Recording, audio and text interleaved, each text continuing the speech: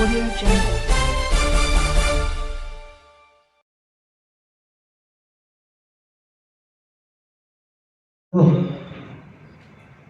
తెలంగాణ బడ్జెట్లో బీసీల వాటా మాయామరుని ఈ సమావేశం జరుగుతూ ఉన్నది.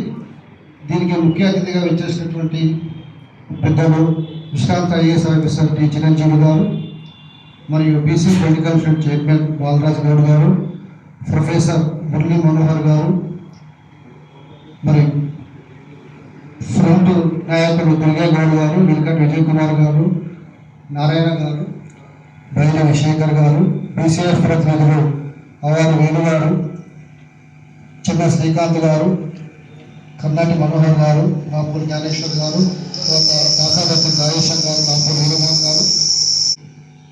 జనరల్గా ఇలాంటి సమావేశాలు పెట్టుకున్నప్పుడు తెలంగాణలో బీసీల వాటా కార్యాచరణ ప్రణాళికని ఎవరైనా పెట్టుకుంటారు.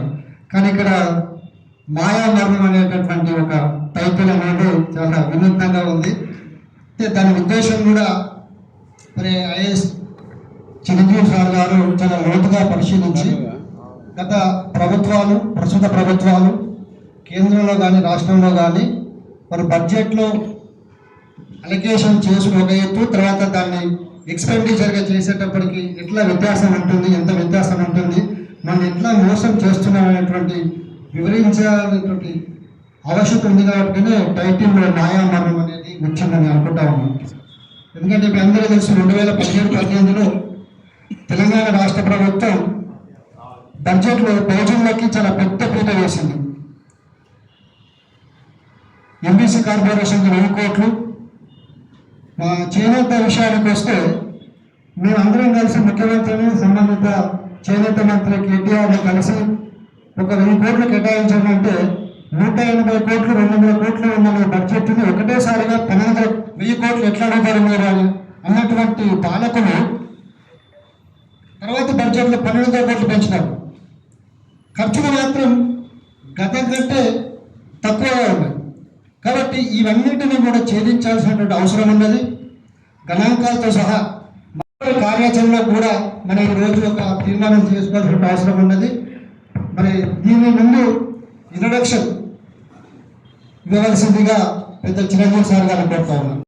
ఈనాటి ఎర్రమాధ వెంకన్న గారు, వారి గురించి చాలామందికి తెలియదు. మనకి ఇప్పుడు చేనేత దినోత్సవం అనేది మనం ఆగస్టు 7th రోజు జరుపుకుంటూ ఉంటాం. ఆ ఆగస్టు 7th చేనేత దినోత్సవంగా జరుపుకోవాలని చెప్పి ఆల్ ఇండియా లెవెల్లో పోరాడి సాధించినటువంటి వ్యక్తి. సో అందుకనే వారికి ఈ కార్యక్రమం సందర్భంగా ప్రత్యేకంగా అభినందన తెలియజేస్తూ, మరి ఈ కార్యక్రమంలో పాల్గొంటున్నటువంటి మరొక విశిష్టమైనటువంటి అతిథి ఎవరంటే మన ప్రొఫెసర్ మురళీ మనోహర్ గారు. వీరు గతంలో 2016లోనే బీసీలకు సెపరేట్ సబ్ప్లాన్ ఒకటి ఏర్పాటు చేయాలని చెప్పేసి రాష్ట్ర వ్యాప్తంగా సభలు నిర్వహించినటువంటి వ్యక్తి. అట్లనే ఈరోజు కూడా బీసీ సబ్ప్లాన్ ఎట్లా తయారు చేయాలనేది ఒకటి తయారు తీసుకుని వచ్చింది. దాన్ని కూడా మనం ఇప్పుడు రిలీజ్ చేయాల్సి ఉంటుంది. ఆ తర్వాత సార్కు 4 గంటలకు ప్రొఫెసర్ మన పిసిసి చీఫ్ మహేష్ కుమార్ గారి దగ్గర వారికి ఒక అపాయింట్మెంట్ ఉంది, వారు వెళ్ళిపోతారు. సో వారికి కూడా ఇప్పుడు మనం ఇవ్వడం మంచిదే. ఎందుకంటే అసలు బీసీలకు ఈ రాష్ట్రంలో ఏం జరుగుతుంది, తెలంగాణ ఏరికోరు తెచ్చుకుంటే ఏరుకోరు తెచ్చుకున్నటువంటి తెలంగాణలో బీసీలకు ఒరిగినటువంటి లాభం ఏంటి, తెలంగాణ చివరికి ఎవరి పాలైంది, ఎవడబ్బ సొమ్మైంది అనేటువంటి విషయం పైన మనం కొద్దిగా మనం మాట్లాడాల్సినటువంటి అవసరం ఉంది ఇక్కడ. సో ఇవాళ సమావేశం పెట్టడం కూడా ముఖ్యమైన ఉద్దేశం ఏంటంటే, తెలంగాణ ఉద్యమం నీళ్లు, నిధులు, నియామకాలు అనేటువంటి అంశం పైన జరిగితే ఆ నీళ్లు అనేది ఏమైందో మనకు తెలుసు. నీళ్లు లేవు, కన్నీళ్ళు అని చెప్పి నేను ఇంతకుముందు ఒక ఆర్టికల్ కూడా రాసిన. సో అట్లనే నిధులు కూడా ఏం లేవు, మనకు నిరాశ మిగిలింది. నియామకాలు వాళ్ళకైపోయినాయి, నిరుద్యోగం మనకైందని చెప్పి చెప్పినాం. సో ఇవాళ మనము ఈ నిధుల పైన ఒక సమావేశం ఏర్పాటు చేసి, మరి కుల సంఘాలు కూడా చాలా ఉన్నాయి తెలంగాణ రాష్ట్రంలో, వాటికి కూడా ఏం జరుగుతున్న విషయం గురించి చర్చిద్దామని చెప్పేసి నేను ఒక చిన్న నోట్ కూడా మీ అందరికీ రాసి ఇవ్వడం జరిగింది. ఎందుకంటే కేవలం మనం మాటలతో కాకుండా కొంత చేతల్లో చూపిద్దామనే ఉద్దేశంతో మనం తీసుకొని రావడం జరిగింది. అసలు గత 12 సంవత్సరాలుగా తెలంగాణ రాష్ట్రంలో మన విశారదం గారు వస్తున్నారు, ధర్మ సమాజ్ పార్టీ, అదేవిధంగా BC, SC, ST, JAC chairperson, వారిని వేదికపైకి సవివరంగా ఆహ్వానిస్తున్నారు. ఇక్కడ పూర్తి చేస్తున్నా. తెలంగాణ రాష్ట్రంలో నిధులు ఏమొచ్చినాయనే విషయం తెలియజేస్తూ మీకు ఒక పేపర్ సర్క్యులేట్ చేసిన. తెలంగాణ రాష్ట్రం రాకన్నా మొదలు కంబైన్ స్టేట్లో ఉన్నప్పుడు మనకు బీసీ కార్పొరేషన్లో కాస్త కూస్త నిధులు ఉండేవి.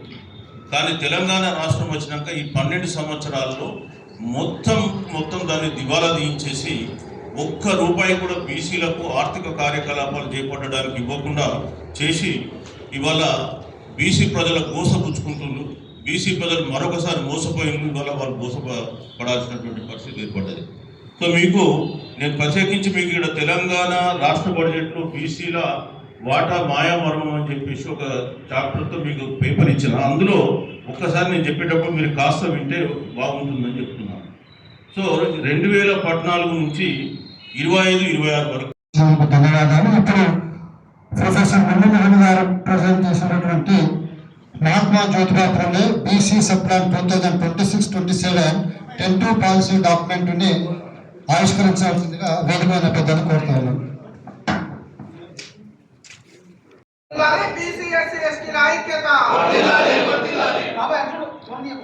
జై బీసీ వర్ధిల్లాలి బహుజన కులాల ఐక్యత వర్ధిల్లాలి బహుజన కులాల ఐక్యత నేనెంతో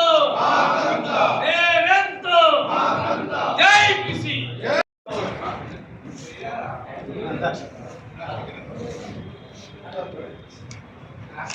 జై బీసీ జై బీసీ జై బీసీ జై బీసీ